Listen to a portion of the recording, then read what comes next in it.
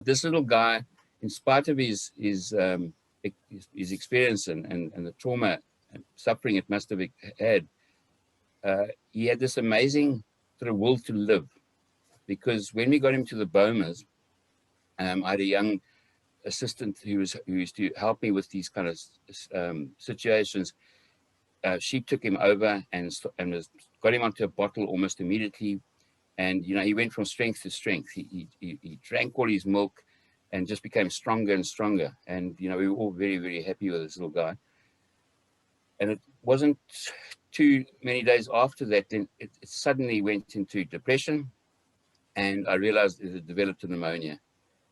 And it now needed fairly intensive treatment, which required me to actually take him home, where I had a sort of stable facility, which I had at one stage kept horses.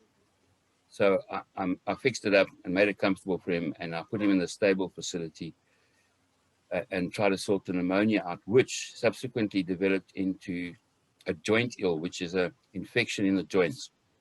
And that is severe. It's a very serious condition. It does affect foals as well in horses. And I took some advice actually from the equine colleagues that I had. And I had to give this guy injections every 4 hours intravenously.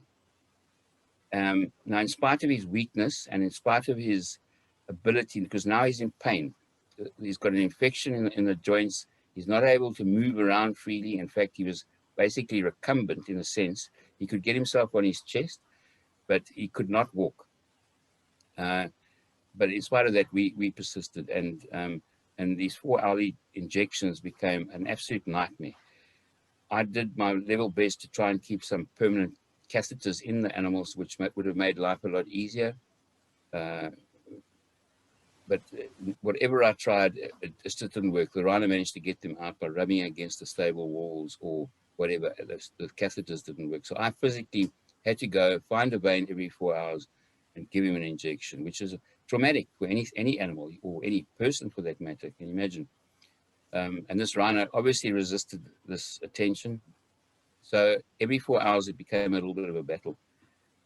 I think so much so, I was getting so frustrated. He had this will to live, but this whole tendency to fight me when I was trying to help him. It was a terrible frustration. And at one stage, I think it was 12 o'clock at night, I'd literally had enough. And I remember taking my fist after he'd thrown the needle out of the vein for the 10th time. And I hit him on the head with my fist, you know, to say, please, I'm trying to help you. End result was I broke my knuckle. I ended up in tears. And yeah, I just had to start from scratch again. But, you know, that was the frustration. It was horrible. And I had to make a decision. Should I put this animal down or should I persist? Because it was getting to that stage. And many people were advising me to rather put him down.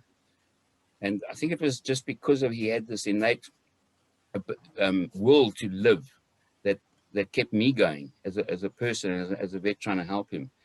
He drank all his milk, and I had him on oral medication in terms of antibiotics.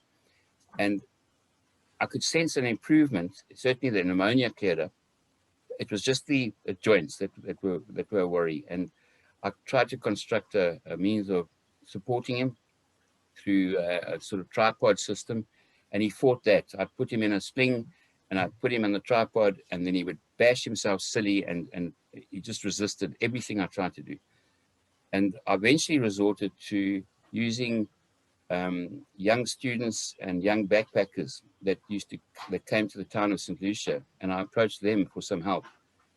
And so twice a day, I got a group of backpackers to come through, and I used the slings underneath the animal, and they would walk him. They would support his body weight and walk him. And then once they'd finished walking him, they would lie him on his side, and they would manipulate his limbs in a form of sort of physiotherapy.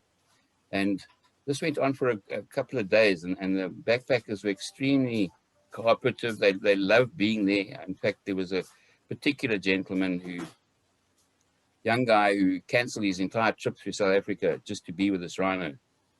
And I came home late one afternoon, and the backpackers were there, and they were busy sorting the rhino out. and I had to leave urgently to for whatever reason, and it was just a short trip.